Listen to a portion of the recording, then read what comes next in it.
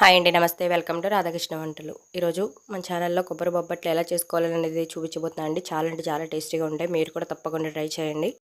ముందుగా దీనికోసం అయితే ఒక బౌల్ తీసుకుని అందులో ఒక కప్పు మైదా అయితే తీసుకోవాలండి. 1 టేబుల్ స్పూన్ సుజీ రవ్వ తీసుకోవాలండి. ఉప్మా రవ్వ వేయడం వల్ల చాలా టేస్టీగా ఉంటుందండి. అలాగే కొంచెం సాల్ట్ కూడా వేసుకుని ఈ విధంగా మొత్తం కలిసేటట్లు కలుపుకోవాలండి. కలుపుకొని సరిపడా నీళ్లు వేసుకొని బాగా ఒత్తుకోవాలి పిండిని.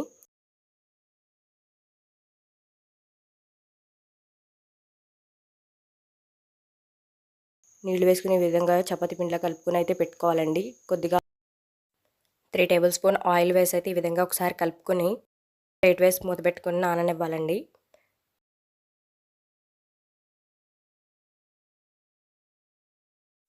ఇది నానేలోపు లోపల పెట్టుకుని కొబ్బరి స్టఫింగ్ అయితే ప్రిపేర్ చేసుకుందామండి. మనం ఈలోపు ముందుగా కడాయి పెట్టుకొని 1 కప్పు కొబ్బరి అయితే వేసుకోవాలండి.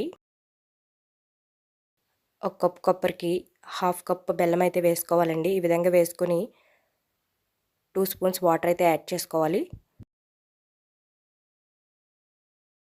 2 స్పూన్స్ వాటర్ వేసుకుని ఈ విధంగా బెల్లం కరిగేంత వరకు అయితే ఈ విధంగా కలుపుతూ ఉండాలండి.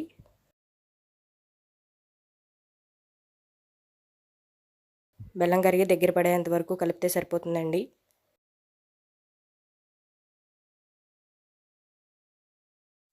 బెల్లం కరిగితే సరిపోతుందండి.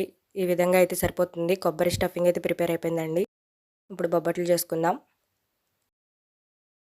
ముందుగా కవర్ అయితే తీసుకోవాలండి. ఈ విధంగా కవర్ తీసుకొని కవర్కి కొద్దిగా ఆయిల్ అప్లై చేసి ఈ విధంగా బొబ్బట్లు అయితే చేసుకోవాలండి. ఇలా మనం కలుపుకున్న మైదాపిండి మిశ్రమం బాల్స్లా చేసుకుని ఈ విధంగా పెట్టుకుని మధ్యలో కొబ్బరి స్టఫింగ్ అయితే పెట్టుకుని ఈ విధంగా చపాతీలా ఒత్తుకోవాలండి. వీడియో క్లిప్లో చూపిస్తున్నట్టు ఈ విధంగా బొబ్బట్లు అయితే ఒత్తుకోవాలండి.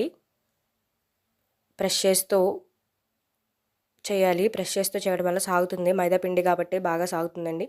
ఈ విధంగా బొబ్బట్లు చేసుకొని పక్కన పెట్టుకోవాలి. ఈజీగా చేత్తో చేసేయచ్చండి. చేత్తోనే ప్రెస్ చేయాలి. అదేవిధంగా మిగతావి కూడా ఇలానే చేసుకొని పక్కన పెట్టుకోవాలండి. ఈ విధంగా ప్రెస్ చేస్తూ వాటిని చేయాలండి. బొబ్బట్లు ప్రిపేర్ చేసుకుని పక్కన పెట్టుకోవాలి.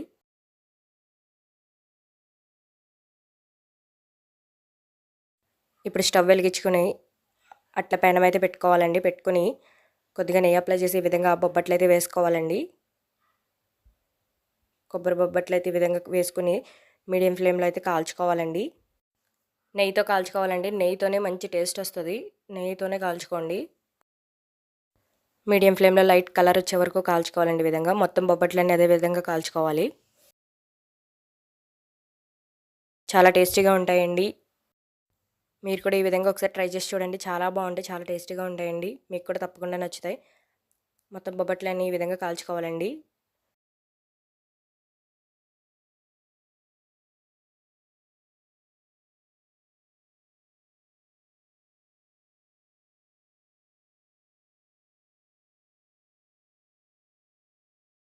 ఈ విధంగా కలర్ వస్తే సరిపోతుందండి. చాలా టేస్టీగా ఉంటాయి. తప్పకుండా ట్రై చేయండి.